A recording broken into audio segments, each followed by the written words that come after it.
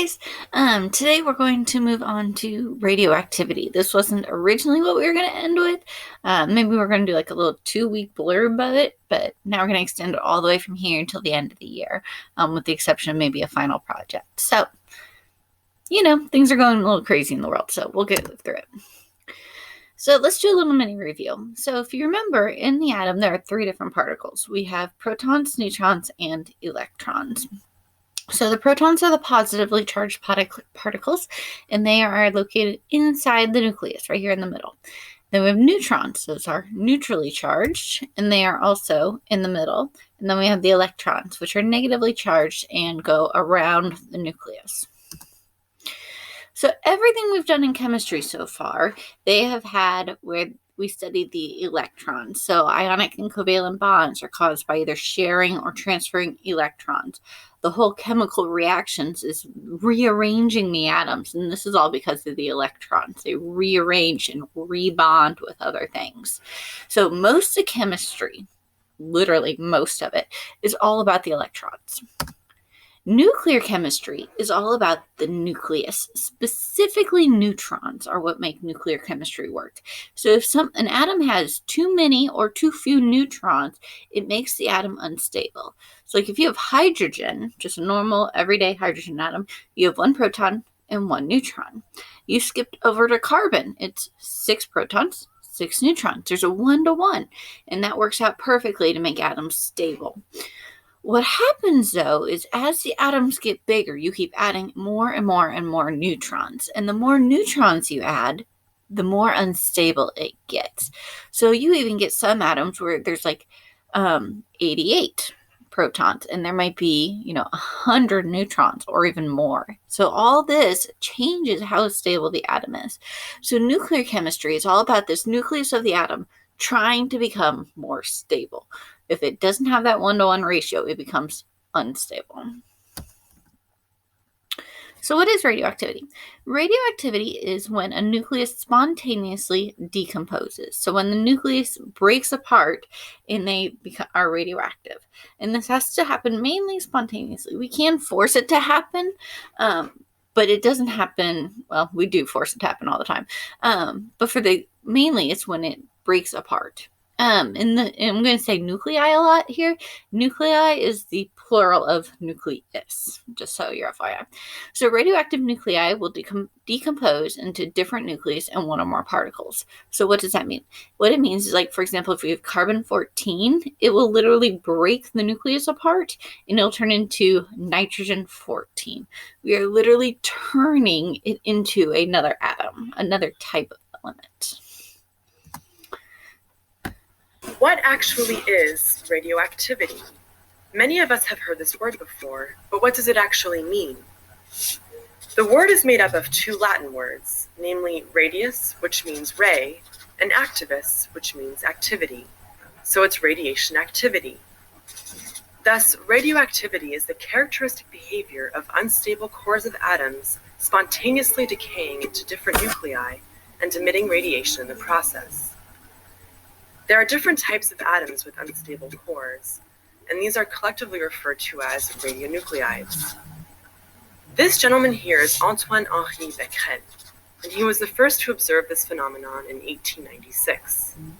2 years later, it was Marie and Pierre Curie who first used the word radioactivity for this radiation that is caused by the decay of nuclei.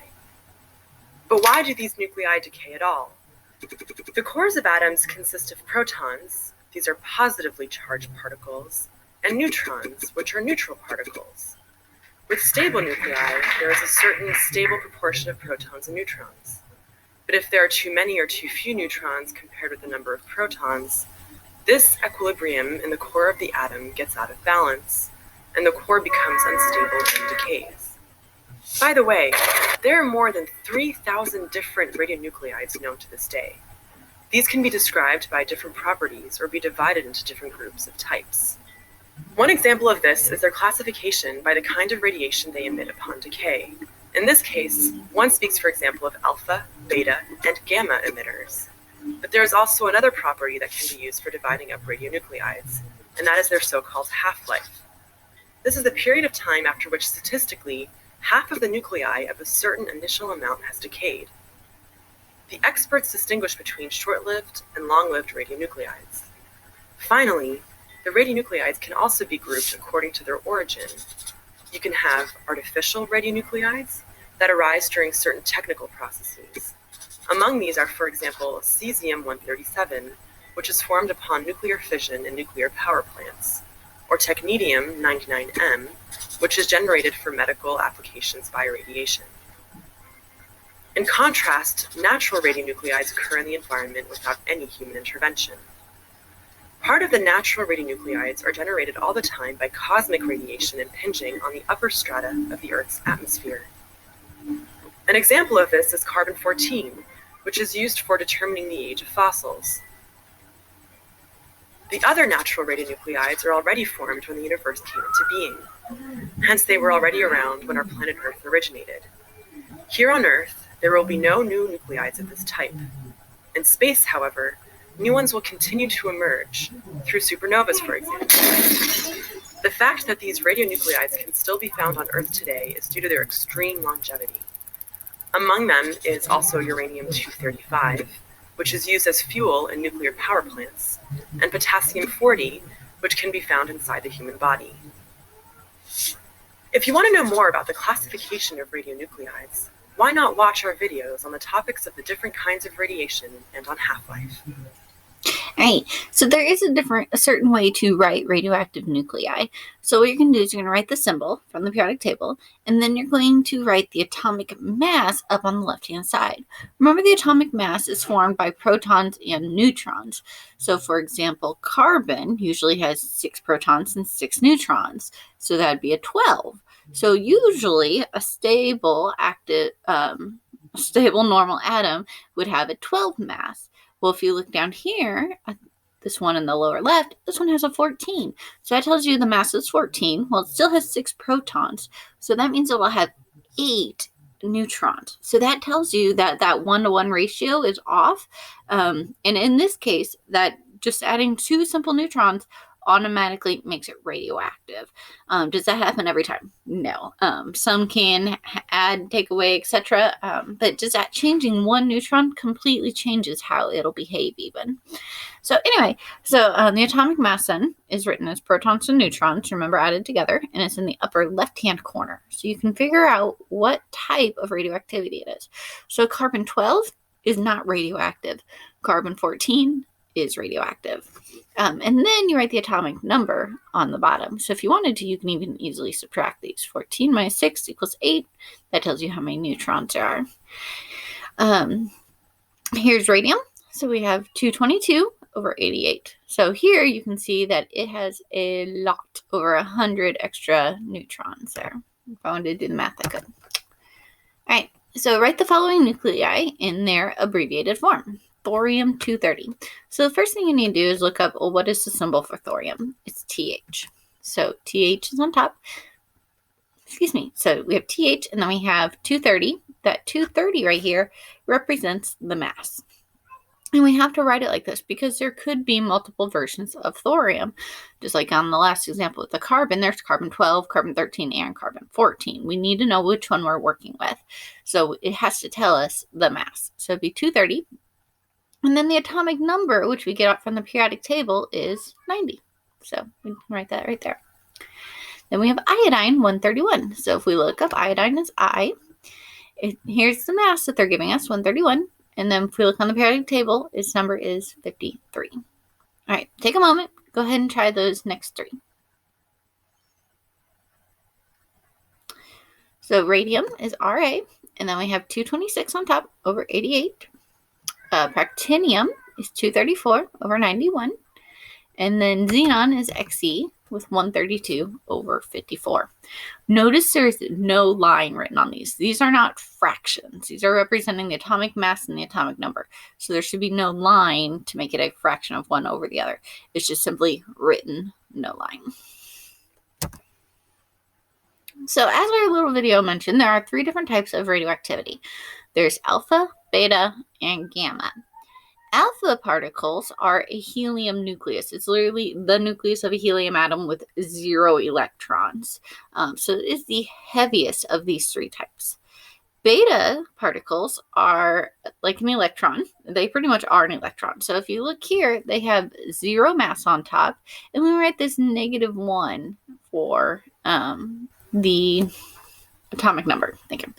And then we have gamma rays. And why is it -1? Because there is none. And it's not 0. I don't know why that one. Anyway, gamma rays then are actually not a particle. They are actually a type of wave. There is high energy photons of light. So, all right, here we go. So here we go. 3 different types. So if you have a heavy unstable nucleus, for example, uranium, it can spontaneously decay one of these 3 ways. It can release an alpha particle, it can release gamma rays, or it can release a proton, beta particle, or a neutron. And depends on what it is. Sometimes it can literally do any of these. Sometimes it does multiples of these. And so I will never expect you to instantly know, hey, uranium-235 always releases a neutron when hit with an alpha particle. I will never expect you to know anything like that. We will do equations in our next set of notes, but I tell you what kind of it does. But anyway, so alpha particles are created when they're emitted from a nucleus.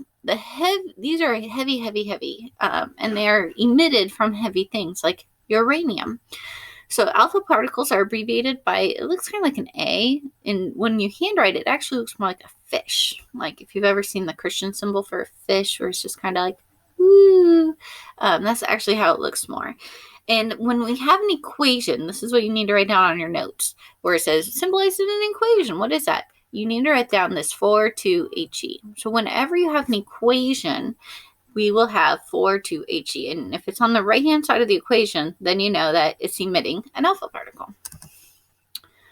So these are heavy particles. They only emit travel a very short distance, a few inches in the air. So really, even if you walk by an alpha particle source, these will not hurt you. They cannot go through clothing because they're too heavy, and they cannot go through your skin. So if you swallow it, well, then it can hurt you because you don't want to eat any kind of radiation. But this one will actually be harmful. It'll mess up your insides. It can give you cancer.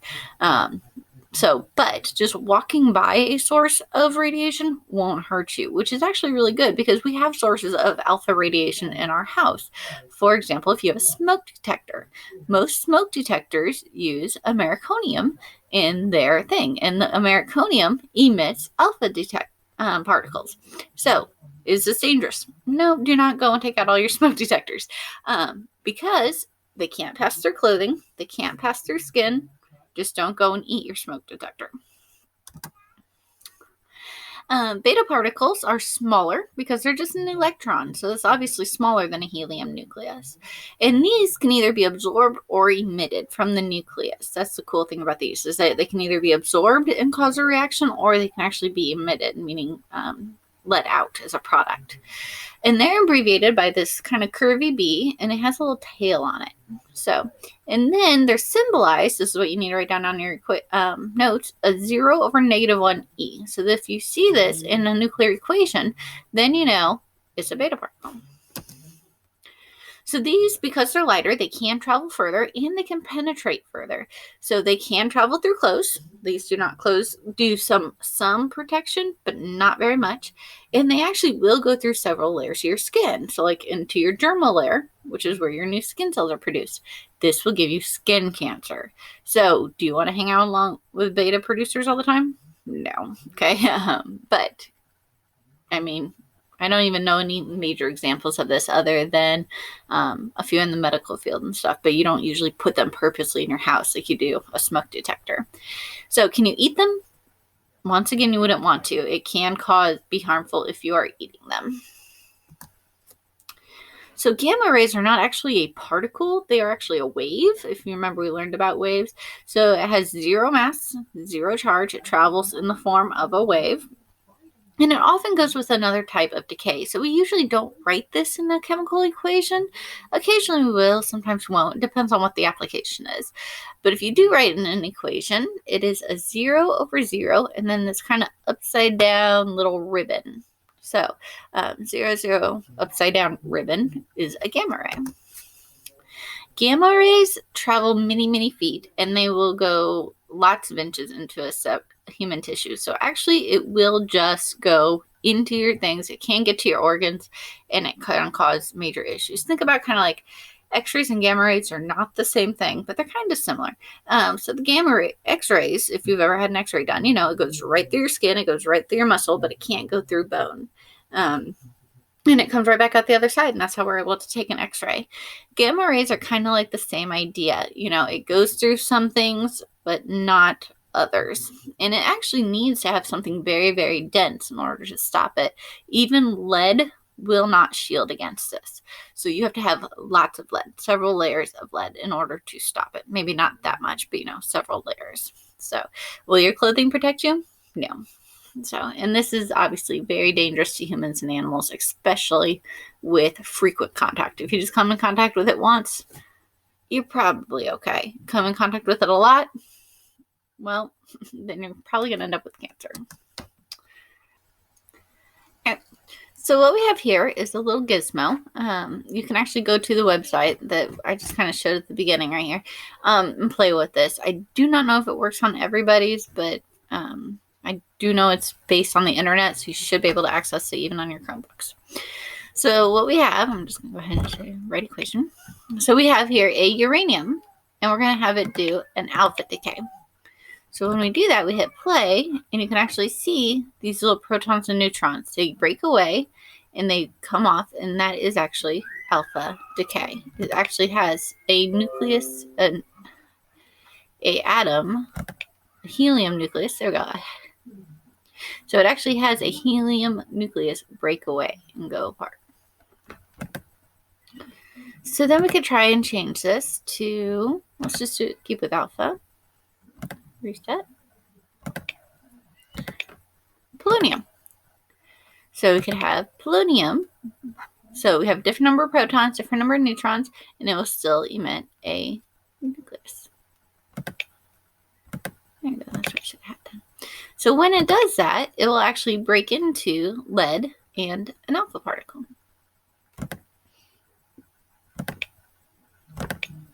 Then we have radium, my favorite element. So we have radium, breaks off an alpha particle, and then you can see it makes radon and helium nucleus. So let's see what a beta particle does. So here we have a small one. We just have carbon-14. And then it will emit up. You might have seen that gamma ray that went out first. And then we had a little electron. And the electron actually comes from the nucleus. You might be like, why are electrons a nucleus? If you put an electron and a proton together and you literally smoosh them, it makes a neutron. So that's where it's coming from. So this neutron is literally changing. Okay? And that is why it becomes, instead of going down, when the electron leaves, it leaves a proton behind, and that's why it makes nitrogen 7. Kind of cool. So let's do another element. Iodine. So here we have a neutron. The neutron literally breaks apart, becomes a proton. You might have seen that gamma, and then here's the little electron. So when that happens, the iodine gains a proton, and it becomes xenon. Pretty cool. What other kind of radiation do we have here? Positron, electron capture. Here, this one's cool. So this is where we take a beta particle, and instead of losing it, we gain it. So you might have seen it comes in, and it actually gets caught, and that proton became a neutron. And so when it did that, we then lost a proton. And notice the beta particle is now on the left side of the equation, and we get Ta, which is, I think, tactinium. I'd have to look it up. I don't mess with radioactive particles a lot. So here you can see it came in, proton turns into a neutron, and gamma radiation is released. All right, that's everything, guys. Bye.